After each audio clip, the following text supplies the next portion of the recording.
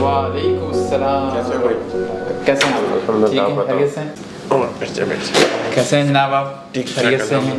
सब तबीयत ठीक है, सब खैरियत है? फैमिली ठीक है आपकी? ठीक ठाक। जी तहसीन भाई, कैसे रहे आपके ट्रिप्स माशाल्लाह? अल्हम्दुलिल्लाह ज़बरदस्त। ओके, अभी कहाँ जो आप ट्रिप अभी कंप्लीट करके आए हैं? कंप्लीट करके आए हैं। चाइना हो गया, जापान, मलेशिया, थाईलैंड, सिंगापुर भी हो गया। सिंगापुर का कंप्लीट हो गया अभी। सिंगापुर का आपका बिजनेस इनविटेशन बेस वीज़ा था क्योंकि Yes. पाकिस्तानी पासपोर्ट के ऊपर इट्स इम्पॉसिबल। इनविटेशन, हाँ मतलब नॉर्मल प्रोसेस में नहीं इट है। Is normally actually it's impossible to get visa, but from your side okay, I get the visa and I went there. अच्छा क्योंकि ना काफ़ी ज़्यादा हम लोग सिंगापुर के इनविटेशन बेस वीज़ा इशू कर रहे हैं, तो आप क्योंकि रिसेंटली होके भी आए हैं, तो जो आपका जेन्युइन वहाँ पर एक्सपीरियंस रहा एयरपोर्ट के ऊपर, मतलब आपसे क्वेश्चन आंसर हुए, क्या पूछा गया, थोड़ा सा आप हमारे व्यूवर्स को ये चीज़। Normal question or answer, just like you have to be confident.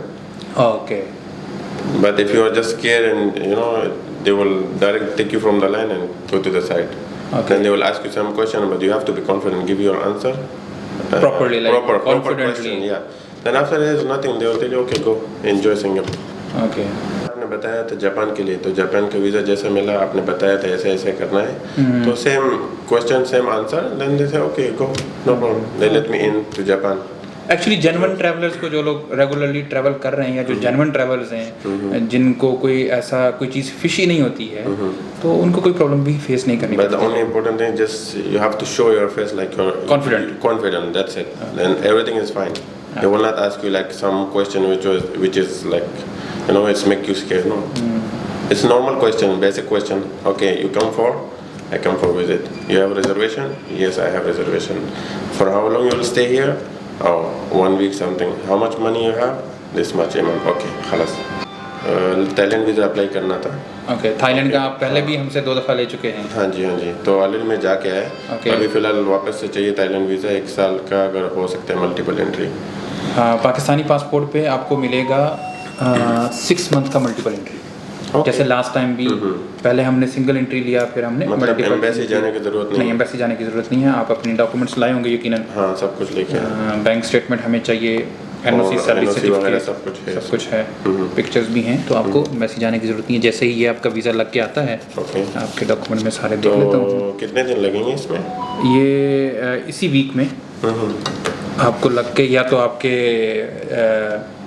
Office में आपकी रेजिडेंस पे डिलीवर हो जाएगा, या आप हमारा जो इंटरनेशनल सिटी में हमारा ऑफिस है, fly with us travel and tourism, वहाँ से भी ले सकते हैं, वरना हमारे ये जो देरा सिटी सेंटर के सामने इस ऑफिस में आप बैठे हुए हैं पोर्ट सहित, यहाँ से भी आप ले ओके, सकते नहीं हैं। लोकेशन तो अच्छा है, ये आने में भी इजी है। एंड अनदर थिंग्स, अप्लाई करना था वीज़ा शेंजन का।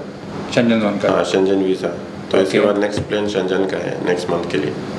अभी तो उसके बारे में क्या है? शेंजन की अपॉइंटमेंट्स अवेलेबल हैं, ओके, इवन फैब में भी अपॉइंटमेंट्स अवेलेबल हैं, डिफरेंट कंट्रीज़ की मार्च में भी अपॉइंटमेंट्स अवेलेबल हैं, और आगे की भी स्केड्यूल में अपॉइंटमेंट्स अवेलेबल हैं। हम अपना स्टेटस भी अपडेट करते हैं, और आपको पूरा शेड्यूल भी भेज दूंगा। जब भी आपका प्लान है अभी करना है, तो हम अभी भी अपॉइंटमेंट्स उसकी बुक कर सकते हैं। जैसे भी जो भी आपका ट्रैवल प्लान है, जैसे थाईलैंड अगर पहले जाना है, तो अकॉर्डिंगली आप मुझे बता देंगे, डिस्कस कर लें, फिर मुझे बता दीजिएगा, तो उसके अकॉर्डिंगली अगर फैब में भी अपॉइंटमेंट बुक करनी है, तो ये वीक में आपका थाईलैंड का लग के आ जाएगा। नेक्स्ट वीक में आप शेंजन के लिए सबमिट कर सकते हैं, या अगर आपको थाईलैंड ट्रैवल करना है डेफिनेटली, तो ओरिजिनल पासपोर्ट शेंजन होल्ड करेगा ऑलमोस्ट 3 वीक्स के लिए, जिस भी कंट्री की हम अपॉइंटमेंट बुक करेंगे। अभी चेक रिपब्लिक की अपॉइंटमेंट अवेलेबल हैं, जर्मनी की अवेलेबल हैं, क्रोएशिया की, नॉर्वे की, डेनमार्क की, इसी तरह से ग्रीस की अपॉइंटमेंट्स अवेलेबल हैं। अच्छी रेशो है, तो वो हम कर सकते हैं। वगैरह क्या रिक्वायरमेंट? सिंपल से डॉक्यूमेंट्स हैं आपकी तरफ से। हमें किसी कंट्री के लिए 3 मंथ और किसी कंट्री के लिए 6 मंथ की बैंक स्टेटमेंट चाहिए। एनओसी, सैलरी सर्टिफिकेट हम आपको बना के देंगे, वो लेटर हेड पे प्रिंट कर देंगे। बाकी हम लोग पूरी आपको फाइल रेडी करके देंगे, आपने जाकर वहाँ पर सबमिट करनी है, बायोमेट्रिक होनी है, आपका पासपोर्ट जमा हो जाएगा। ओके, इंशाल्लाह। तो ओके, ये होने के बाद फिर नेक्स्ट प्लान हमारा है यूके का। तो यूके के बारे में आप कुछ बताएंगे? मैंने आपकी स्टेटमेंट 3-4 दफ़ा पहले भी डिफरेंट वीज़ाज़ में, क्योंकि आप रेगुलरली हमारे पास आते हैं, तो मैंने आपकी स्टेटमेंट स्टडी भी की है, देखी भी है।